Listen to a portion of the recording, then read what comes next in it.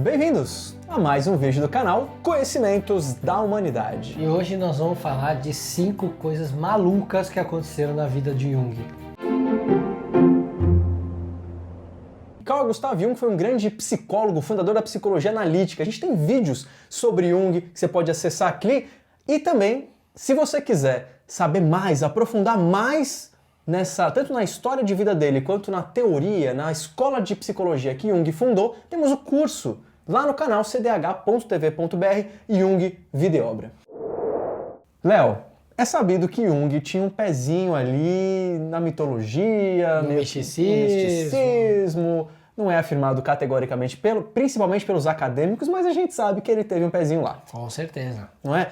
E ele passou por experiências muito loucas na vida. E isso é legal. O pai dele era protestante, era pastor, mas a mãe era espírita. Olha que loucura. Então imaginem que seio familiar Jung cresceu. É isso aí. A gente aqui então vai contar esses 5 casos malucos que ele passou e que formou quem ele foi.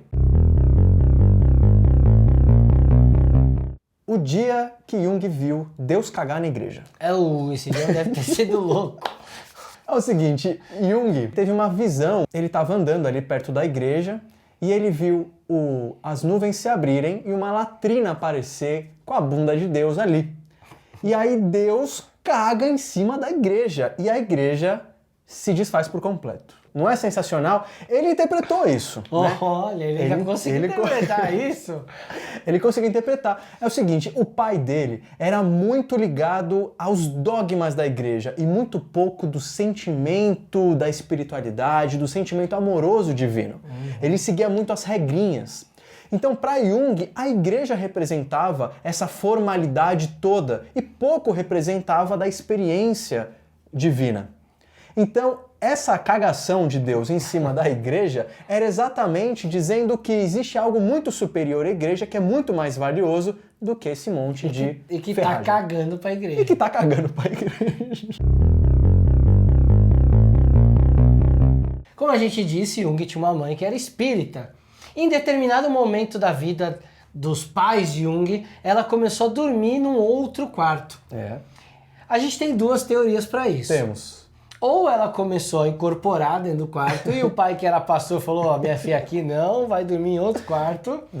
Ou ela estava treinando projeção astral. Imagina só. E para quem treina sabe que é muito melhor você dormir separado de outra pessoa para não ter energia interferente. Mas, deixando nossas teorias do lado, o fato é que um dia Jung acorda de madrugada, Pimpão. todo pimpão, provavelmente para fazer um xixizinho de madrugada, e quando ele passa pelo quarto da mãe dele, ele vê uma espécie de um clarão de luz vindo em direção a ele, que começa a tomar uma forma humana, e de uma cabeça que aquele clarão tinha, se desfaz e viram 8 cabeças de luz. Então quase que uma hidra ali na frente dele de luz, e eu acho que Jung, neste momento, lembrou de Deus cagando na igreja. O número 3 foi uma experiência importantíssima para Jung, que fundamentou a teoria dele. Ele estava num navio indo para as Américas com Freud.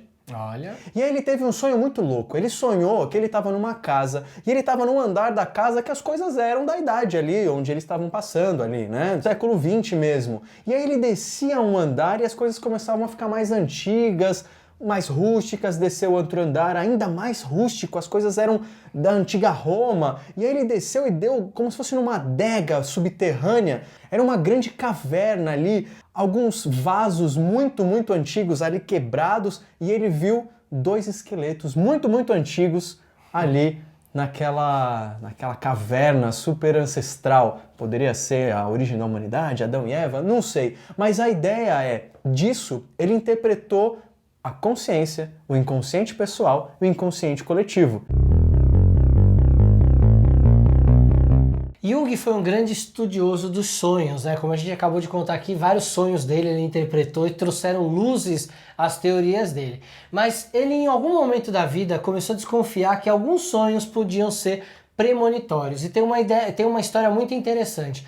Por volta de 1938, ele teve um sonho em que ele viu o mapa da Europa, e desse mapa da Europa, um mar amarelo brotava da Alemanha e começava a se espalhar pela Europa, se tornando vermelho o sangue. E quando ele chegava na Suíça, ele era contido pelos Alpes suíços e durante algum tempo ele foi contido, mas em algum momento ele conseguiu transplantar e inundar a Suíça. Nesse momento, ele via sangue, corpos, pedaços de armas jogados ao chão, como se fosse um campo de batalha por onde passou ali a guerra. E ele guardou isso para ele porque ele não conseguiu interpretar esse sonho, não conseguiu descobrir o que era. Em 1939, quando estourou a Segunda Guerra Mundial, Jung se deu conta que tinha tido um sonho premonitório de que a Alemanha invadiria a Europa, invadiria a Suíça e causaria uma grande destruição por toda a Europa. E a número 5 é a experiência de quase morte que Jung teve. Olha. Lá para os seus 80 anos, Jung teve um ataque cardíaco, foi parar no hospital e ficou inconsciente por um tempo. Esse tempo, ele conta uma história. Ele conta a história de que ele se viu em cima da Terra, ali mais ou menos sobre a Índia ou Sri Lanka, e ele observava aquilo, observava que a Terra tinha um contorno azulado, que hoje a gente sabe que é parte da atmosfera, né? E ele olhava aquilo e se sentia de alguma forma até distante, lembrava do que era, lembrava do que foi a vida dele, a família, a profissão, mas ele se sentia muito mais completo ali. Ele olha para trás e vê um monolito, uma grande pedra única onde foi esculpido um templo. E desse templo ele conseguia enxergar uma espécie de guru ali dentro, um mestre em posição de yoga, em posição de meditação. Ele começou a ir em direção a isso. Quanto mais ele se aproximava desse monolito, mais ele se sentia ele mesmo, mais ele se sentia livre das amarras que ele se sentia enquanto vivo ou enquanto vivente na Terra. E quando ele ia se aproximando do primeiro degrau, que se aproximava desse templo, um avatar da medicina, que na verdade era o próprio médico dele, que acabou usando essa roupagem de avatar da medicina, vira para ele e fala assim: você não pode entrar agora, tem muita coisa te esperando lá embaixo, sua tarefa ainda não terminou. Então continue, volte, não entre nesse templo. E nesse momento ele acorda. E ele tem a notícia de que o médico dele teve uma doença e que acabou sendo hospitalizado. E ele entendeu, quase que intuitivamente, que houve uma troca. Ao invés dele morrer, quem morreria era o médico. E no fim o médico acabou morrendo. Poucos dias depois, o médico acaba morrendo. Jung ainda tem sonhos, visões durante ele se recuperava, e ele começou a sonhar com Cabala, com a Sefirot, enfim, tanto que depois ele termina um dos seus principais livros, que ele demorou décadas para terminar, e é um livro onde fala muito sobre as polaridades e cita muito a árvore da vida da Cabala. E é legal essas coisas malucas, né, que aconteceram na vida do Jung, o quanto isso influenciou da construção da psicologia analítica e o quanto isso serviu para que a gente enriquecesse através do trabalho dele com a interpretação de sonhos e de símbolos. Um beijo no seu coração, muito obrigado. Valeu! Valeu.